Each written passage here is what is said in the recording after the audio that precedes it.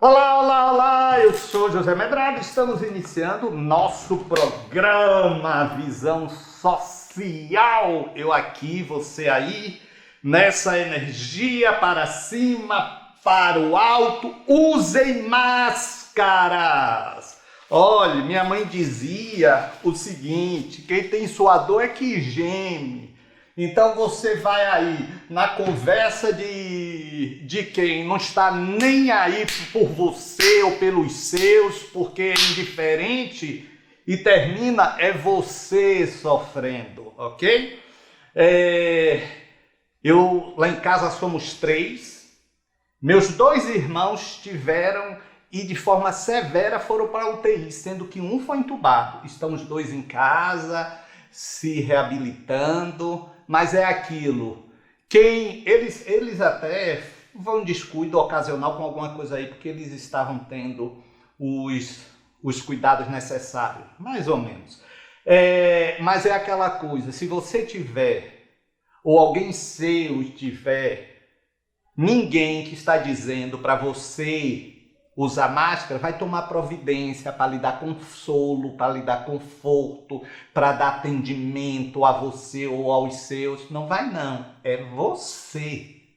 Então, olhe, repito, quem tem a sua dor é que geme. Bote isso na cabeça de vocês, tá bom? Você sabia que com o apoio dos sócios do clube, amigos da Boa Nova, a Rádio Boa Nova e a TV Mundo Maior já mudaram a vida de várias pessoas? Já sim. Inclusive, muitos têm na nossa programação como... Ave Maria, peraí, deixe-me aqui desligar. Muitos têm na nossa programação uma companhia quando estão em casa, no centro. Então, tenha certeza que sua contribuição fará uma enorme diferença e é fundamental para continuarmos impactando vidas com o nosso trabalho. Por isto, doe, ajude-nos a consolar mais corações. Ligue 0800 1201 838, 0800 1201 1838. Vamos lá, 0800 1201, é isso mesmo, 1201 838. Ok? Ou então acesse www.feal.colabore.org, ok? Gente, olha, eu não me canso de estar lembrando um pensamento de Carlos Murion, um dos nossos mentores aqui da Cidade da Luz. Ele diz o seguinte: só por estarmos na vida estamos sujeitos a tudo a qualquer momento. É fato, em razão das questões envolvendo estar nessa vida, não é? Então, nós estamos sujeitos ao livre-arbítrio das pessoas, do que as pessoas querem fazer. Não existe nada esquematizado. Se houvesse algo esquematizado, predeterminado, definido, não teria sentido sermos pessoas honestas, pessoas do bem, em querermos fazer alguma coisa pelo próximo. Por quê? Ah, mas é porque o amor já existe na gente? Mais ou menos. Eu digo por quê? Se não vai acrescentar nada. Não é verdade? E estamos aqui cumprindo a programação. Mas então quer dizer que não existe uma programação? Tem. Mas você define. Eu estou aqui, Rejane está ali, não é? Só estamos nós 2 aqui fazendo essa gravação. Mas Rejane poderia dizer, não, eu não vou hoje, sei lá, surtasse ou alguma coisa assim. Não estamos sujeitos? Estamos. Então, é por isso que nós precisamos está sempre com uma compreensão maior a respeito das questões da vida e não questões restritivas, muitas vezes fanáticas. Entendendo? Então, é importante. É importante. Por que eu faço esses comentários? Porque Teutina Chaves, de Botucatu, de São Paulo, ela me disse o seguinte: Medrado, há pessoas que fazem boas ações para ajudar outras pessoas e mesmo assim vivem tantas dificuldades na família. Filho que usa droga, filha agressiva e desempregada, marido grosseiro. Fazer boas ações não deveria ajudar a ter mais paz na vida? Teutina, não é esta a lógica. Não é esta a lógica. Você faz o bem porque você sabe sim que vai retornar, mas você tem que ter seus compromissos. Olha o que eu estava falando aqui há pouco do livre-arbítrio. Então você tem também seu livre-arbítrio de aceitar essa conjuntura familiar ou não. Ah, mas eu sou mãe, Medrado.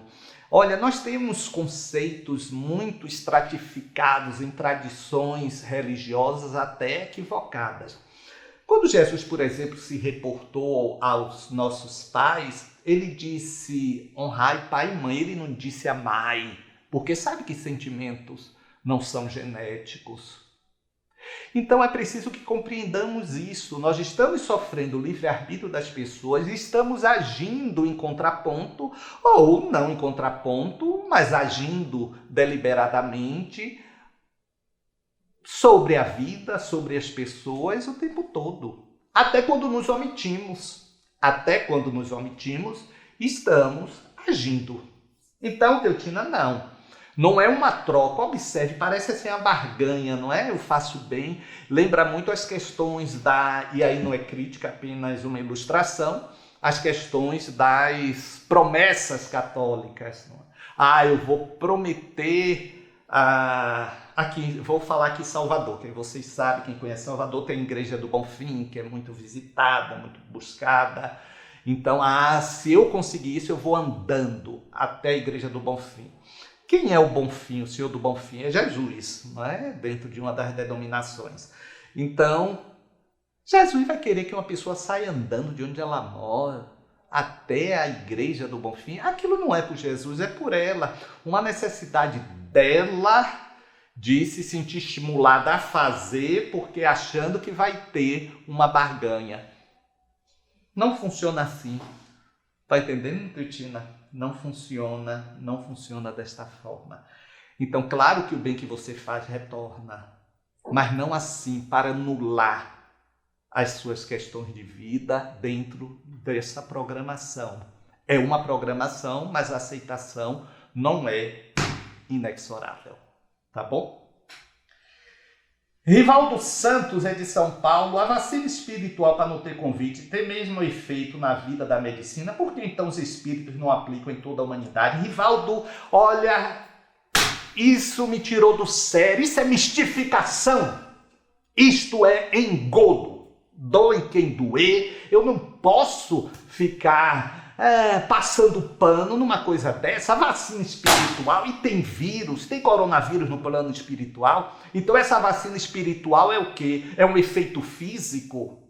Ora, sabe, Rivaldo, isso é embuste. Isso é embuste. Não estou dizendo que a pessoa fez maldosamente, pode estar até ingenuamente ali, sendo processo de mistificação espiritual. Não existe isto. Não existe isto. Não existe. Ora, então quer dizer, tem os cientistas desenvolveram, é isso que você falou, por que então não? Ora, e ainda fala assim, o braço esquerdo... Aí alguém vai me dizer, mas não tem a operação espiritual? São coisas totalmente diferentes. A operação espiritual vai trabalhar energia, botar energia, vacina, ainda manda botar o braço esquerdo. Você tomou a vacina espiritual, Rejane?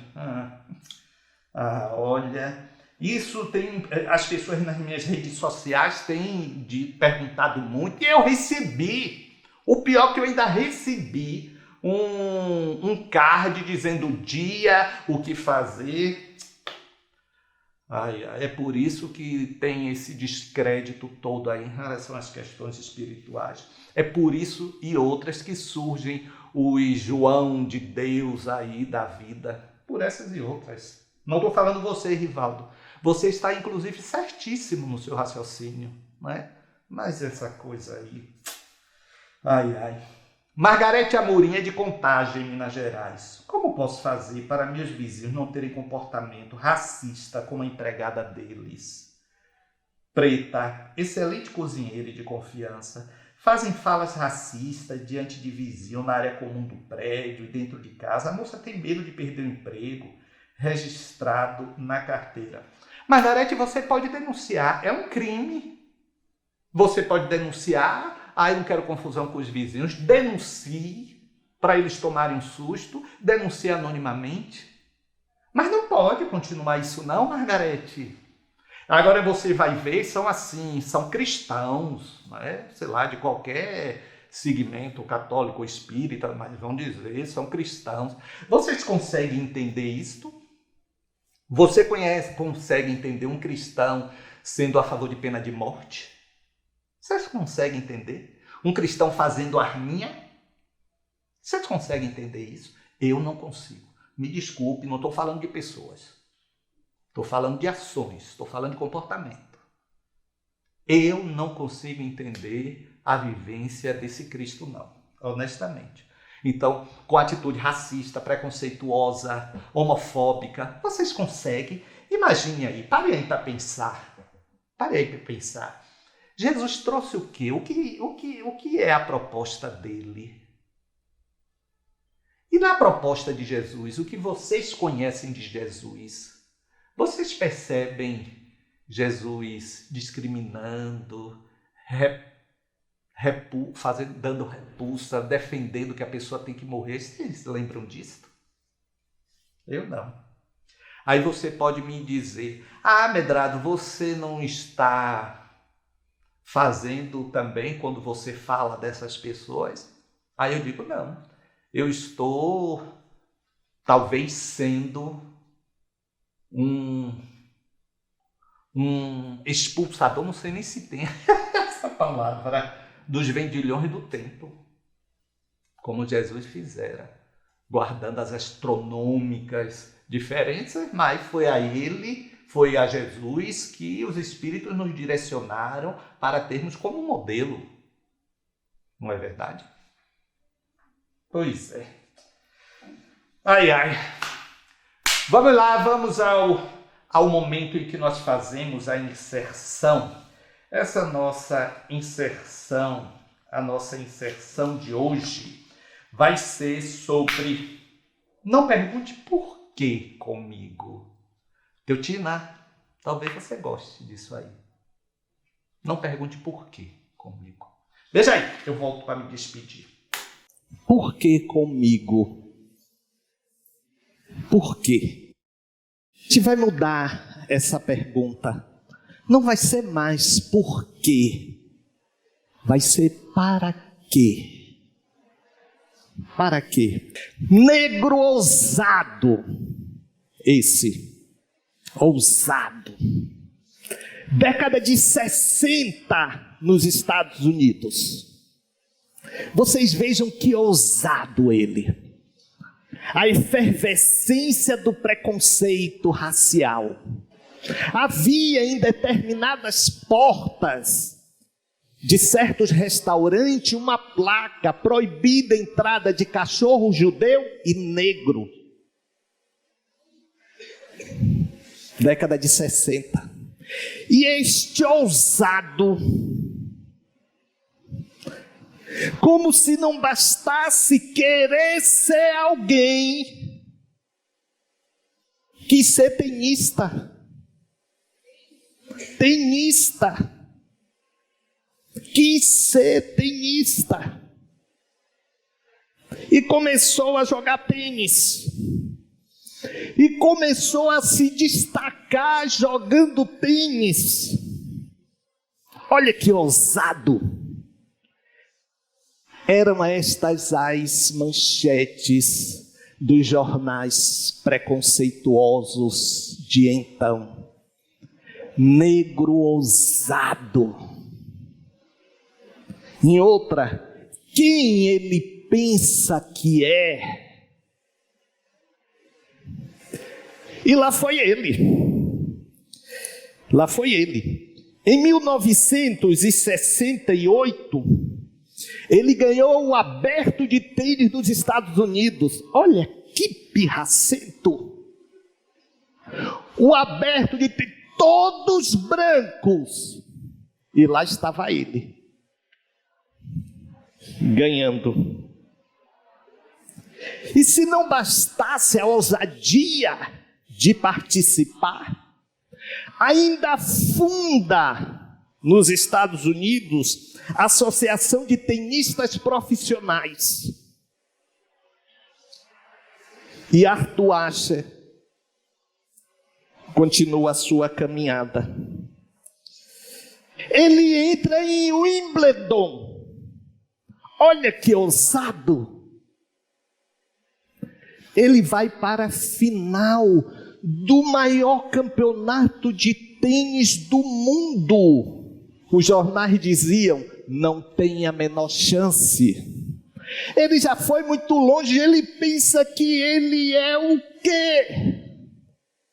E olha o que acontece. Ele ganha. Só os grandes conseguem ser ousados, porque não se permitem limites. Não se cala diante das restrições, diante de considerações. Você não vai conseguir quem você pensa que é. É isto que precisamos colocar em nós. Nada nem ninguém vai me impor limites. Eu vou conseguir o que eu quero. Teve um problema cardíaco sério na década de 80. Arthur Ashe. Em 1983 precisou fazer uma cirurgia cardíaca. E nesta cirurgia cardíaca, por uma transfusão de sangue, ele pega a AIDS. Começa a receber centenas de cartas de pessoas negras e brancas, questionando exatamente por quê? Por que ele? Por quê?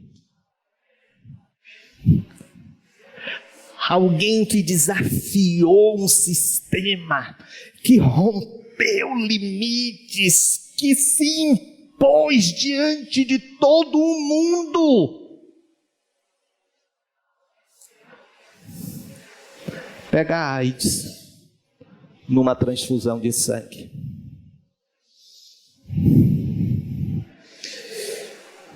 E as pessoas começaram, por quê? Com você. Você não merecia. E mais do que toda a vida dele, ele fez uma ponderação pública, que inclusive faz parte de um livro deles, Day of Grace, Dias de Graça. Ele disse o seguinte: quando eu iniciei, 50 milhões de crianças iniciaram jogando tênis. 50 milhões. Com o passar do tempo, 5 milhões realmente aprenderam a jogar tênis. E eu estava lá. Um tempo depois, 500 mil dessas 5 milhões se profissionalizaram. E eu estava lá. Depois, 50 mil dessas 500 mil se profissionalizaram. E eu estava lá. Dessas 50 mil, 5 mil alcançaram grandes lãs, as grandes competições, e eu estava lá. E prossegue ele: dessas 5 mil, 50 chegaram em Wimbledon, e eu estava lá. Dessas 50, 4 chegaram a semifinais, e eu estava lá. E dessas 4, 2 chegaram à final, e eu estava lá. E dessas 2, uma ganhou, fui eu que ganhei. Em nenhum momento eu perguntei a Deus por que eu. Não é agora que eu estou com problema que eu vou perguntar por que eu. Gente, isso é de uma verdade incômoda.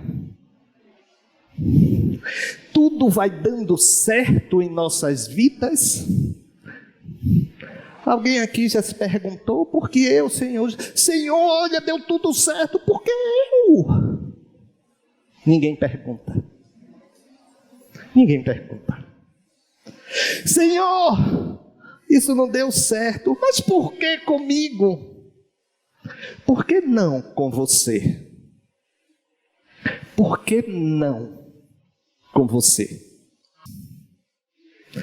Por estar no mundo, a Ele vocês estão sujeitos a tudo, a qualquer momento, a tudo que existe nesse mundo.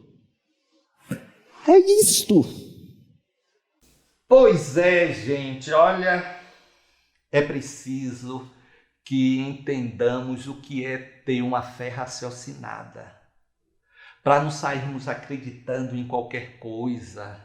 Vocês querem ver um outro card que eu recebi? Eu recebi um outro card assim: quando o vírus cumprir a sua programação, a cura chegará. Programação do vírus? O vírus não é nem um ser vivo, o vírus é vírus. São contingências da vida. Por exemplo, não há diferença não, gente. Se eu estou aqui, se eu for pegar esse vaso aqui, tá pegando o vaso aí? Se eu for pegar esse vaso com a mão, esse vaso pode cair aqui em cima de mim e me cortar. Tinha que acontecer isso? Esse vaso tinha que parar? Não, são contingências do mundo em que nós nos encontramos, não é? Então você já precisa andar com mais cuidado se você está acima dos 60 anos, ter uma barra no seu banheiro. Ah, Medra, tem gente que não tem banheiro. Eu não tive banheiro na minha infância em razão das dificuldades que eu passei. Mas eu estou falando para quem pode. E quem não pode, vamos ajudar a quem não pode. Você fala que está acontecendo muita fome no Brasil. É verdade, sim. Cresceu muito a pobreza e as pessoas caíram muito abaixo da pobreza, estão mesmo na miséria. E você tem feito o quê para isto? Para ajudar a isto, a sair disso, não é ajudar isso, não é ajudar a miséria, para ajudar a sair da miséria. Olha, mas eu vou embora, me queira bem, porque não custa nada. Regiane disse que a caneta, tudo estava já aqui, ó, mas eu sei lá, sabe? Então se cuidem, use máscara, não dê oportunidade, porque, repito, quem vai ter sua dor é que geme, é você que vai ter aí a sua dor, tá bom? Até a próxima, fiquem em paz, tchau, tchau.